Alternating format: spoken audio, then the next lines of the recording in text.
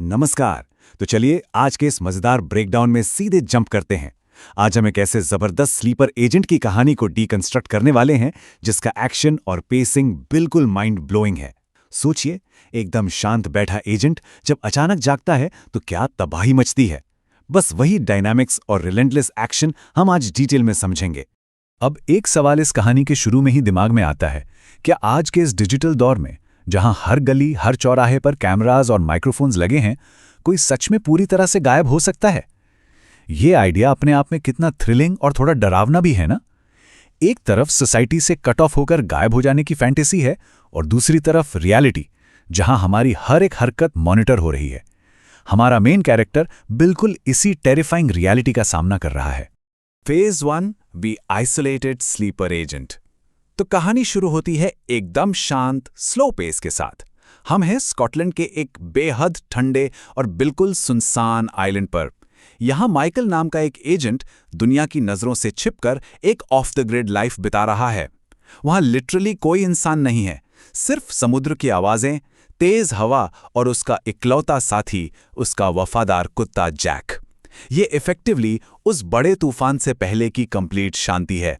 लेकिन फिर आता है वो कैटलिस्ट जो सब कुछ पलट देता है। एक अचानक और भयंकर तूफान।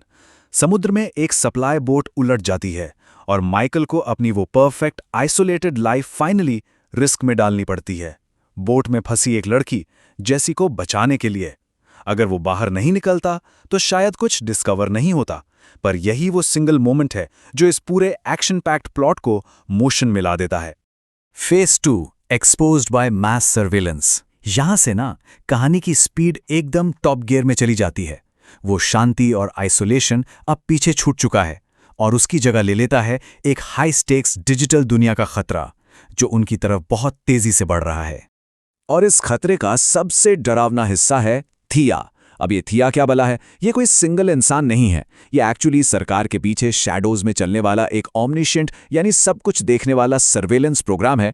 इसे मैनोफोर्ट नाम का एक मास्टरमाइंड सीक्रेटली चला रहा है और ये प्रोग्राम यूके के हर फोन, हर कैमरा से डेटा खींचता है।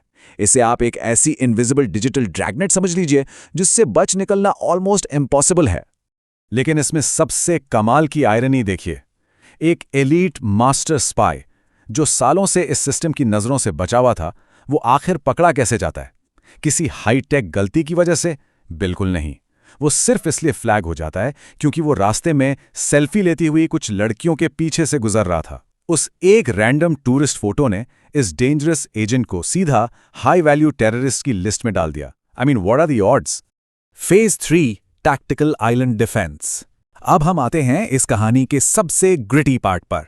रात का अंधेरा हो चुका है और रोबर्टा की भेजी हुई पूरी heavily armed assault team island पर पहुंच चुकी है।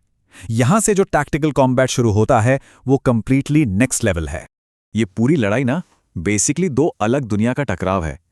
एक तरफ है वो मर्सनरीज जो modern high tech gear, night vision और एडवांस कॉम से पूरी तरह लेस हैं, और दूसरी तरफ है माइकल जो इस ठंडी डिजिटल फोर्स का सामना अपने एनालॉग और बेहद ब्रूटल इम्प्रोवाइज ट्रैप से करता है। वो आइलैंड के पत्थर और रस्सियों को ही अपना सबसे बड़ा हथियार बना लेता है। ये combat sequences show don't tell का परफेक्ट एग्जाम्पल है। आप बस देखिए वो करता क्या है। पहले दुश्मनों की नाइट विजन को ब्लाइंडिंग लाइट से बेकार करना, फिर किसी पर पॉइंट ब्लैंक रेंज से फ्लेयर गन चला देना, एक ट्रैप सेट करके जिपलाइन के जरिए भारी लोहे का हुक दुश्मन के आर पार कर देना, और एक वेल ट्रेन्ड सोल्जर को तो वो सिर्फ एक लकड़ी के चप्पू से ढेर कर देता है। घर की आम चीजें एक एक्सपर्ट के हाथ में डेडली वेपन्स कैसे बन सकती हैं, ये उसका सॉलिड प्रूफ है। लेकिन इस इंटेंस एक्शन के बीच एक पॉइंट आता है जो सब कुछ बदल देता है। जैक तुम्हारा असली परिवार था। जब माइकल का वफादार कुत्ता जैक उसकी जान बचाते हुए मारा जाता है, यह सिर्फ एक कैजुअलिटी नहीं थी, ये इमोशनली उस एजेंट को तोड़ देता है और यहीं से उसके अंदर का वॉल्केनो फट पड़ता है। अब यह गेम सिर्फ सर्वाइव करने का नहीं था, अब उस रिटेलिएटरी रैथ का टाइम था जो इन सबको खत्म करने वाला था। Phase 4 the art of urban evasion. अब आइलैंड का चैप्टर हो गया क्लोज। माइकल और जेसी दुश्मनों की ही बोट छीनकर मेनलैंड पहुंच चुके हैं। अब वो जंगल में नहीं बल्कि शहर के कंक्रीट जंगल में है, जहां इवेजन टैक्टिक्स का नया रूल बुक खुलता है। ये sequence minute by minute urban survival का बेहतरीन ब्रेकडाउन है।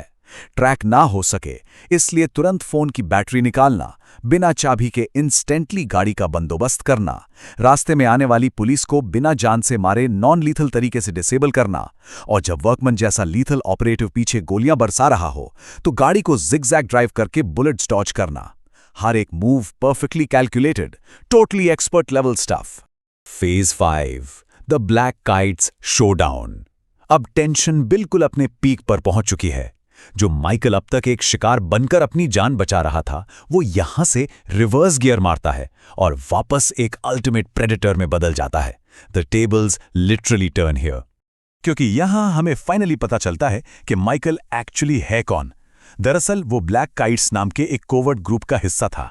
ये वो elite of the books government agents होते हैं जिनके मिशंस का कोई ऑफिशियल रिकॉर्ड एग्जिस्ट ही नहीं करता। माइकल ने एक बार एक निर्दोष साइंटिस्ट को मारने से इनकार कर दिया था, जिसकी वजह से उसे खुद ही सब कुछ छोड़कर एग्जाइल में जाना पड़ा। यही उसका डार्क पास्ट है जो उसे इतना डेंजरस बनाता है। और अब उसका बदला लेने का प्लान देखिए, कितना ब्रिलियंट है।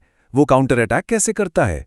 पहले एक सेफ हाउस के लिए अपने दोस्त आर्थर के पास जाना, फिर सबसे स्मार्ट मूव, जानबूझकर सीसीटीवी कैमरास के सामने आना ताकि थिया सिस्टम उसको ट्रैक करे, फिर कमाल को ब्लैकमेल करके फेक आईडीज निकलवाना। और इन सब का अल्टीमेट टारगेट एक ही था, मास्टरमाइंड मैनाफोर्ट को कॉर्नर करना।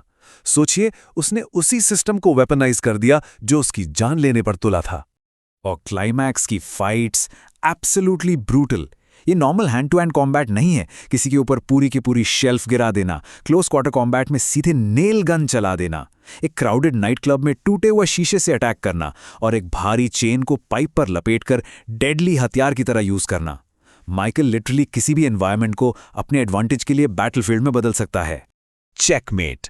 कहानी का अंत एकदम मास्टरफुली खेले गए चेस गेम जैसा है।